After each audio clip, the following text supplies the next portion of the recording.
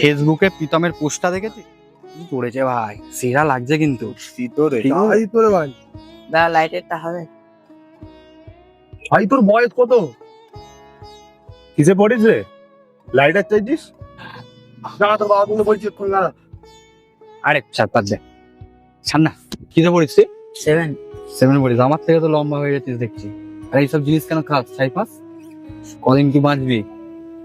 একদম খাবি নি এইসব, বুঝতে পারলি? তো বাবাকে কিন্তু বলবো আর জানো না দেখি, ঠিক আছে? ফালতু জিনিস, আর বন্ধু বান্ধব ত্যাগ করো ওইসব বন্ধু বান্ধব। ভাই হোস, ঠিক আছে? ওইসব একদম করবি না। যা চলে যা, আসবি না। কি জামানা এলো ভাই, এইটু ছেলেরা দেখ, এসে দেখ ভাই, একটা কথা বলি তোকে, তোরা হয়তো ওকে রাগের মাথায় বলে দিলি যে সিগারেট কেন কাছে এই কাজ। আসলে কি জানিস, তোদের কথা শুনে হয়তো দেশলাইটা নেবে না, সাইডে গিয়ে তোদেরকেই গালাগালি পারবে, ঠিক আছে? এই কথাগুলো না ভাই, বলা দরকার ভালো, ওরা ছোট, এই বয়সে ভুল করবেই ভাই, সঙ্গ দোষ।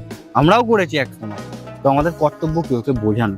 সেটাও ঠিক। আমরা তো বড় বললা, তো এরকম যখন হবে একটু বুঝিয়ে যদি ভালোবেসে শোনা যায়, ঠিক আছে?